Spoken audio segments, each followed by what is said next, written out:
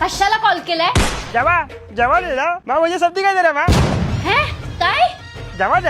अरे काय बोलतोयस? काही कळत नाहीये.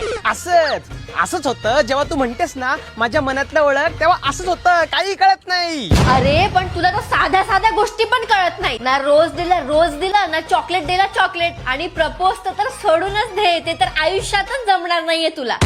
अगं केलं तर होतं मी.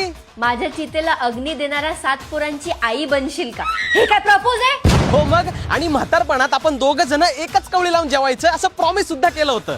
अरे या कसला फॅन्टसीज आहेत तुझ्या? शी, शी वेगवेगळीच करायची, जेवायचं फक्त एकत्र. तुझ्यामुळे ना अख्खा व्हॅलेंटाईन वीक निघून चाललाय. अगं अजून पण वेळ गेलेला नाहीये. हगडे सेलिब्रेट करू शकतो आपण. हगडे? अरे दिवसातले 24 तासामधनं 18 तास तर तू संडासातच सेलिब्रेट करत असतो. ते हाय टेस्टोस्टेरोन मुळे जास्त हाकतात पोरं. कुछ भी. ते सगळं जाऊ दे. या टेडी डेला जर तू मला मागच्या वर्षी सारखी काळी भावली दिलीस ना, तर एवढं मारून मारून तात्या विंचू बनवेल तुझा. अगं अॅनेबल तोंडाचे. देतो नवीन टेडी आणून. आणि 14 तारखेसाठी काय प्लॅन केलंयस?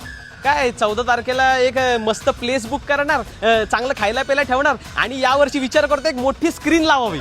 वाव, म्हणजे तू प्लेस बुक करणार, माझ्यासाठी छान छान खायला घेऊन येणार, आणि तू मूवी डेट पण प्लॅन केली आपल्या व्हॅलेंटाईन डे साठी. अगं गचपान ढवळे, व्हॅलेंटाईन नाही, 15 तारखेला इंडिया पाकिस्तानची मॅच आहे, त्याची तयारी करायची आहे. किती अनरोमॅन्टिक आहेस रे तू. ऍटलीस्ट व्हॅलेंटाईन वीकचा एक दिवस तरी माझ्यासोबत सेलिब्रेट कर. अगं मग 13 तारखेला भेट ना. 13ला काय आहे? अगं तेव्हा आपला खास दिवस आहे. पप्पी डे, चल.